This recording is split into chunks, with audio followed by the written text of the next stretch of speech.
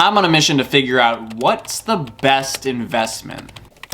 Stocks being at all-time highs. The real estate market is scorching hot. U.S. government bond yields are extremely important. And crypto derivatives, those are booming and hit a new record in January. And 90% in hard assets, gold, silver, real estate. Don't invest in crypto, Maria. Invest in cars. This piece specifically does have investment value. Number 2, CryptoPunk number 3100, $7.6 million.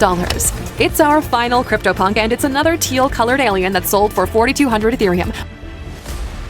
I give up. There's so much conflicting advice out there. I have no idea who to trust and who to believe. So instead of getting overwhelmed and ignoring the problem altogether, I decided to do my own research to figure out a portfolio that fits my own needs. After all, these people were older than me, made more money than me, some had a family, others lived in entirely different parts of the world. Why should I believe that their goals and investment decisions should apply to me? So instead of going through the hundreds of investments out there, I'm gonna focus on the core 3, that's stocks, real estate, and more recently, cryptocurrency. I'll go through the pros and cons of each, and by the end of the video, you can feel confident to make investment decisions based on your own needs. After all, personal finance is personal, so the best investment for you is different than the best investment for me. Hey, are you busy? I'm filming a YouTube video right now. What's up? Do you want to go Lake Tahoe with me? Looks like we're finishing this video at Lake Tahoe.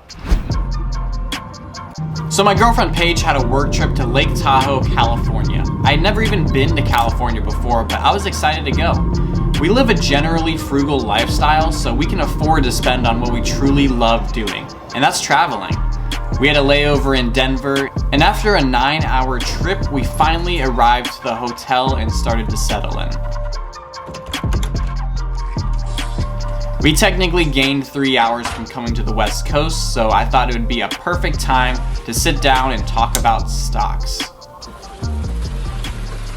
Before we get into anything, my lawyer makes me say this is not legal, financial, or tax advice. I don't actually have a lawyer, so if you know of a good lawyer for content creators, let me know. I'm not a licensed advisor. This video is for educational and entertainment purposes only. Now that that's out of the way, if you followed me for a while, you probably already know what stocks are. But if you're new, a stock is just a small share in a company. So if you own Apple stock, you own a small sliver of their entire company. And as Apple's revenue continues to grow, your money will grow with it. But there's thousands of publicly traded companies out there. So the question becomes, which one do you pick? Well, I say all of them. See, no one really knows which stock will go up, down, or sideways. Like if you wanted to invest in electric cars, do you invest in Tesla, Audi, Mercedes? Or if you wanted to invest in 5G technology, do you invest in Verizon, AT&T? Betting on one single company is risky, which is why I choose to invest in ETFs or index funds. These ETFs or index funds are like a basket full of stocks. So you can buy Amazon, Apple, Google, Meta, Tesla, Netflix, well, probably not Netflix anymore, Nvidia, all in one nicely packaged gift basket. For example, if you buy one share of VOO, you'll be investing in all these great companies. But I also like that ETFs can be by sector. So if you want to invest in electric cars, you can invest in IDRV, which invests in electric and automated vehicles. You don't have to guess if it's going to be Tesla or Audi or Mercedes that's going to win. Or if you like 5G technology, you can invest in the ETF called FIVG. You don't have to guess whether it's going to be AT&T or Verizon that's going to be the leader. So the pros for investing in stocks or ETFs is that it's very, very passive. It's hands off. It's also extremely easy to buy through any brokerage, and you can get great diversification. I would say the one con about buying stocks or ETFs is that you're not in control. For example, you don't know what Elon is gonna do with Tesla or what Zuckerberg is gonna do with Meta. You can't really control these things because you're not really involved in it. But over the long term, the average annual return for the stock market has been about 10% per year. So you can invest in stocks and ETFs and index funds and get a comfortable passive return on your money with hardly any work. Let's go check out the next investment. The next day, we woke up early to see the sunrise, and believe me, it was 100% worth it. So we're out here in Lake Tahoe. It's absolutely beautiful. We came out before the sunrise, and Paige is doing yoga out here, so. On our beach walk, I decided to ask Paige what she thought the best investment was. What do you think the best investment is? Well, you know I'm gonna say dogs because I want to get a dog. Realistically, like a Roth. There we go, yeah. Also, real estate. Real estate. Dogs, Roth, and real estate. All fantastic answers.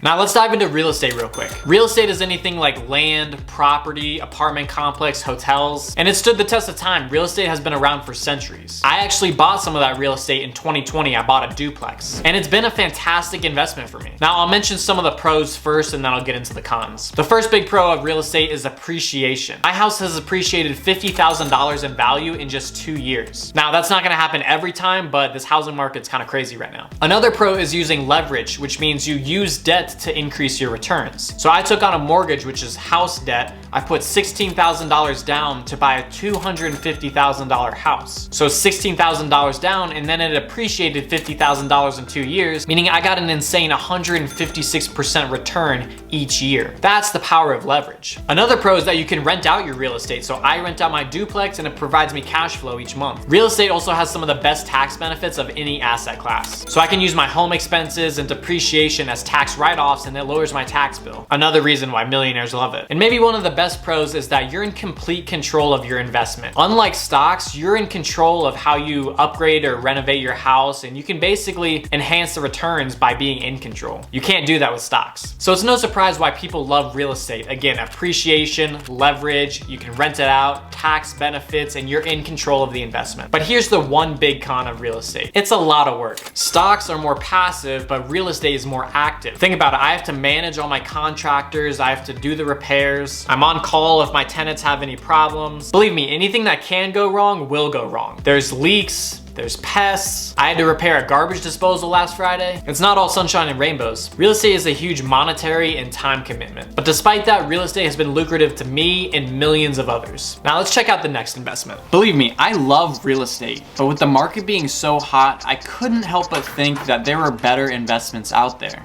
Luckily, we had some time to go exploring before I got back to the video. So we took the rental car and started driving. Let's go explore Lake Tahoe. And truly, these views are gorgeous. I wish I would have invested in some Lake Tahoe real estate back in the 90s. But we did some hiking, we did some adventuring. Again, Lake Tahoe is truly one of the most beautiful places I've been to. But I know I had to get back to the video and address one of the most requested investments of 2022. Now, I couldn't make this video without talking about cryptocurrency. The past 12 months, cryptocurrency has been exploding. But this has to be said straight from the beginning that cryptocurrency is more of a gamble than it is an investment. And that I would not buy crypto until you have a solid financial foundation. So if you have credit card debt, I wouldn't buy crypto. If you don't have an emergency fund, I wouldn't buy crypto. If you're living paycheck to paycheck, I wouldn't buy crypto. And same goes for NFTs. This space is extremely volatile. There's tens of thousands of cryptos and NFT projects out there, and 99% of them are gonna fail. Now, are there people making money from crypto and NFT projects? Yes. Those people are taking massive amounts of risk because they already have that financial foundation and money to take that risk. So if you're in high school or in college or you're living paycheck to paycheck, you don't have that financial foundation yet to take massive amounts of risk. So if you're gonna get into crypto or NFT projects, I would dabble before you dive headfirst into it. And the degens who gamble on random crypto projects and NFTs are not gonna make it. Now, I do own cryptocurrency myself. I have Bitcoin and Ethereum, but I have the financial foundation and the bandwidth to take that gamble and to take that risk. So just be very, very careful getting into this space. Remember, it's more of a gamble than it is an investment. And always, always, always do your own research. Don't just invest into something because some influencer told you to. In fact, you should never just blindly invest into something just because you heard of it on TikTok or YouTube. Remember, everyone has different investment risks and needs, so you shouldn't be copying someone else. So if you're still confused on what the best investment is, you should be, because I haven't told you yet. It's not stocks, it's not real estate, it's not crypto. The best investment actually is in yourself. And I know that's cliche, but let me show you.